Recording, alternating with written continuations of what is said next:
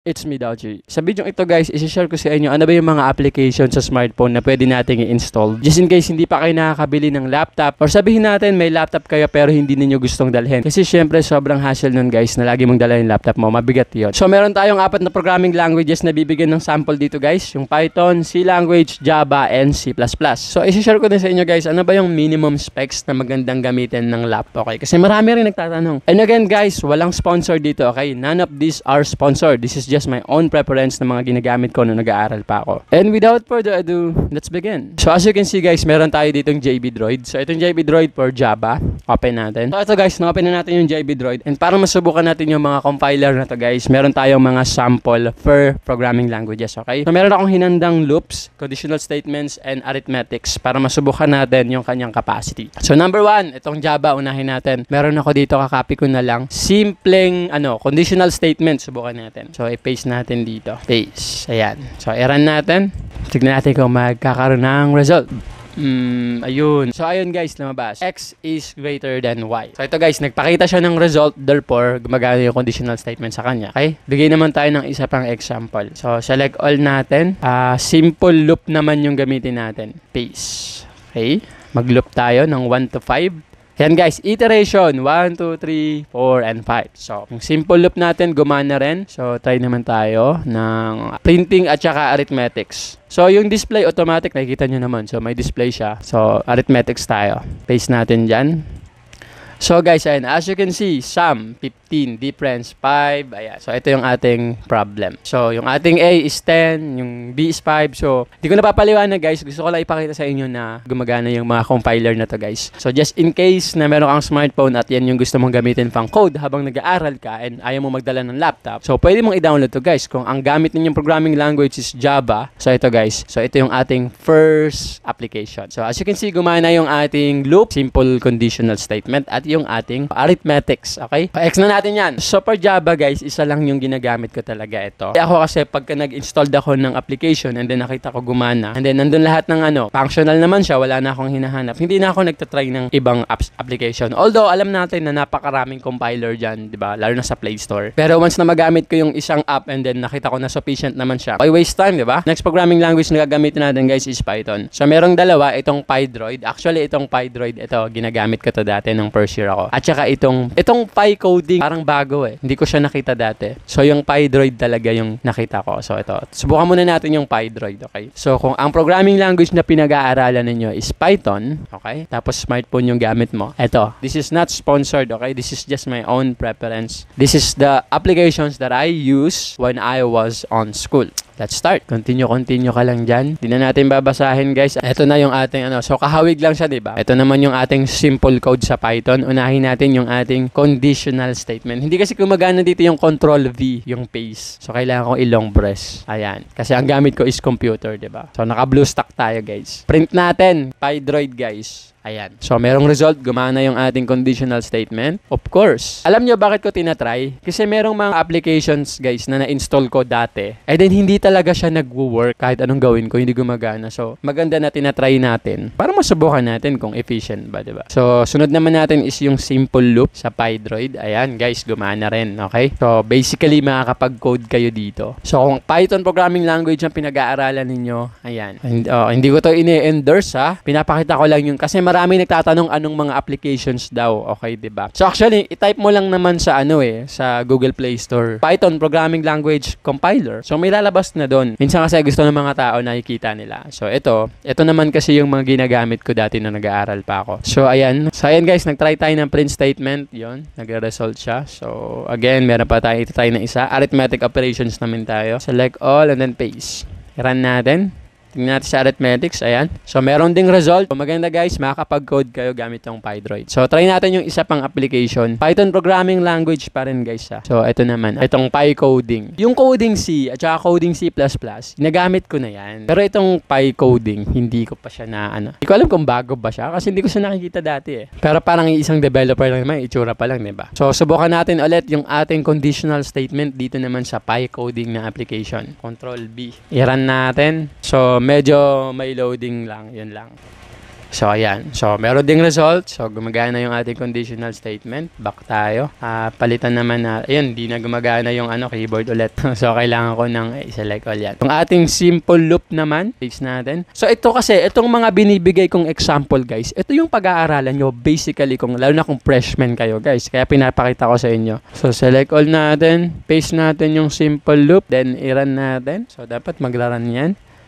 Yun, nag-run siya. So, dito, mas maganda, di ba? May 0. 0 nagsimula. So, ganito naman talaga dapat. Mas precise pag sa 0 nagsisimula yung iteration. Kasi, as programmers, yung bilang natin talaga hindi nagsisimula sa number 1. Sa 0. Tama to, maganda to. So, select natin. Try naman natin tong print statement. So, print statement, wag na kasi may nagpe-print na nga eh. Arithmetics na lang. Paste. Sino gumawa nitong ko dito? Sample code ko dito. Bakit pati print statement sinama? I-run natin. So, ayan guys, yung ating arithmetics also working. So, ayan, yung mga magagandang application na install ninyo. So, next programming language tayo guys. So, i-share ko din sa inyo guys, ano ba yung minimum specs na magandang gamitin ng laptop? Okay, kasi marami rin nagtatanong. So, hindi naman ako expert sa laptop guys, pero meron akong maisasuggest sa inyo na based on my experience talagang working. Alam nyo, yung nag-start ako, yung specs ng laptop ko is sobrang baba. But I did. Gumana siya guys, okay? Nakapag-code ako using that laptop. So, coding C tayo guys. So, C language naman. So guys, C language naman tayo and ito yung aking ginagamit dati sa C language. So, isa lang yung example natin dito, itong coding C. In-installed ko to, parang gumana siya and then okay na ako. So, saka lang naman magandang mag-explore pag ang gamit mo na is laptop or desktop. Pero pag phone, medyo limited kasi. So, basta gumana yung compiler, nakakapag-practice ako, I'm good with that. Pero pagdating sa laptop, talagang nag-explore ako dyan guys. Hindi mo kayang pigilan, I will do explore. Lalo na sa mga compilers. Okay, simulan natin sa C language guys. Gamit natin yung coding C na application. Simple conditional statement. Paste natin dito. I-run natin. So, medyo matagal yung loading. Siguro dahil bagong install. Enter a number. Oh, may ganun ba? Okay, 23. The number is positive. Yes, positive yan. Okay, so tama. Umagana guys. And then also may user input din. Nakita nyo naman. Another thing. So, try naman natin simple loop naman. Select all.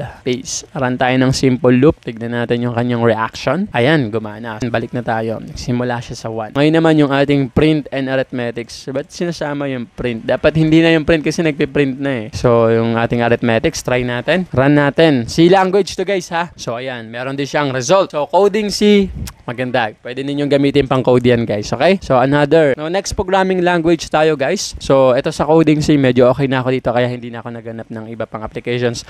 Although guys, like ko sinasabi sa inyo, marami pang ibang application dyan. This is not a sponsored. This is just the applications that I use when I was studying. Okay? Now, gamitin naman natin yung C++. Okay? So, C++ programming language tayo. Ang gamit natin is itong CXX Droid. So, parang same developer lang sila ng PyDroid kasi nakikita mo naman yung logo nila at saka yung interface. Magkakaparehas. So, positive expectation pa rin tayo dito. But like ko nakiklik yung So, X natin yan. And then, let's go. C++ tayo. Meron akong mga inihandang simple code to run dito sa ating C++.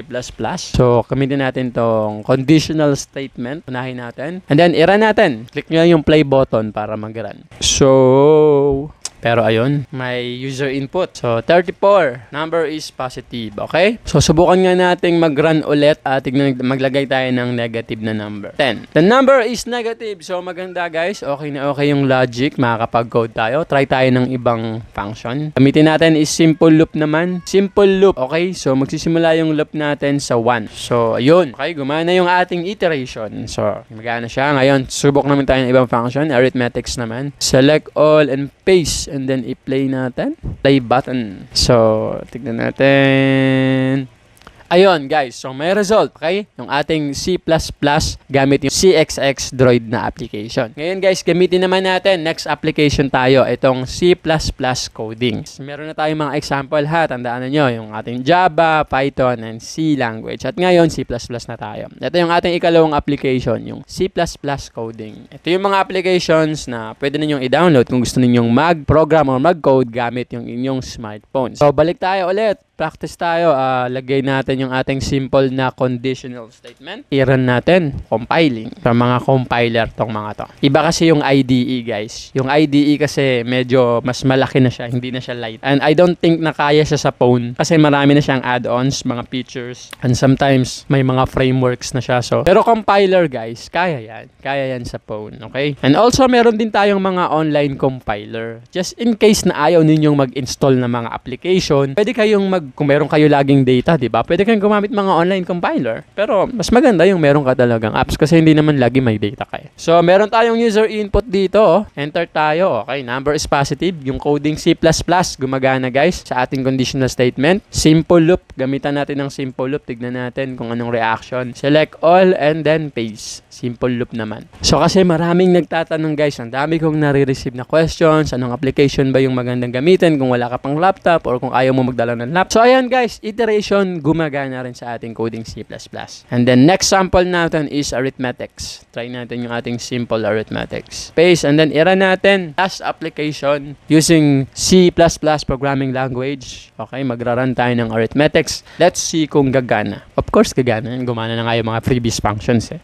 As you can see guys, it all works, okay? So for me, these are the applications that I use when I was studying, okay? This is not an endorsement guys, this is just the applications that I was using when I was in school, okay? So ayan, pero ngayon, hindi ko na siya masyadong ginagamit kasi of course, meron na akong, nasa bahay ako lagi, hindi ako nagpupunta ng school and then, andito lang naman yung laptop, computer, so ang ginagamit ko na is mga applications. Speaking about laptop, guys, eto naman, daanan natin yung tanong na, ano ba yung magandang specs or ano ba yung mga minimum specs na pwede natin gamitin para makapag-start tayo mag-coding. Okay guys, it will depend kasi kung ano yung target ninyo sa coding and programming. Or sabihin natin, gusto mo maging game developer or mobile application developer, medyo mataas yung requirement. Yan ang masasabi ko, okay? Siguro mga 16 gig of RAM. Yung RAM talaga ang pagtuunan ninyo ng pansin, especially kung game development or mobile application development kasi grabe, exhausting talaga. Sobrang naglalag pagka ang baba ng RAM mo. Pero kung gusto mo lang mag-practice ng coding, sabihin natin,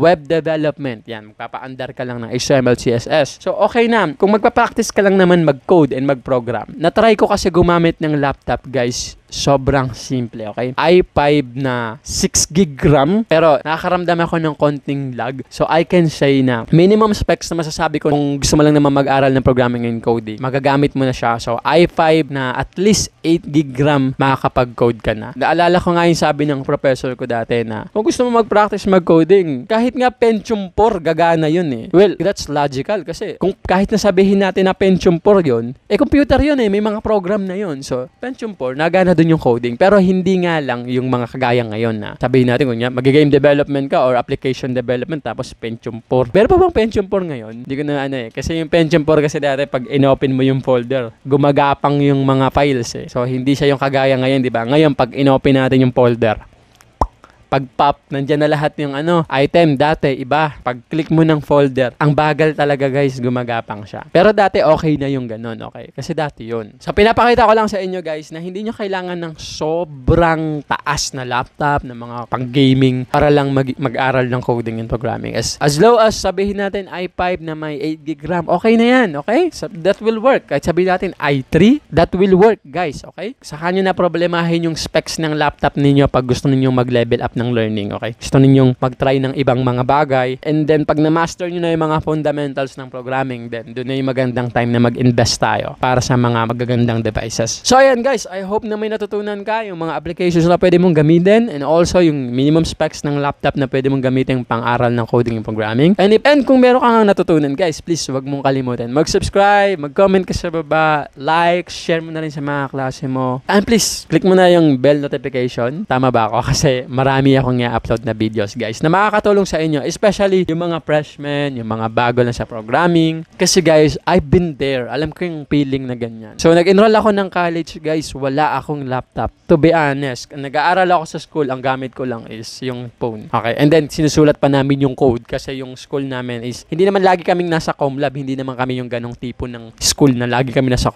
ComLab eh. Nag-aaral kami, mathematical, theories, data, pero sinusulat lang namin. Okay? ay sinusulat lang namin siya. Yung mga code, sinusulat lang namin. But it works, guys. It works. Para pag magko-code na kami, gumagamit na kami ng phone, yan, naglalabas na kami ng mga phone namin. So talagang aware kami ano yung mga applications na magandang gamitin pagdating sa coding. So hindi lang Java, Python, C language and C++ kasi yan yung most commonly na ginagamit na programming languages sa mga eskwelahan. Okay guys, ayoko nang masyadong kunin yung oras ninyo. Thank you so much for watching this video and see you on my next upload.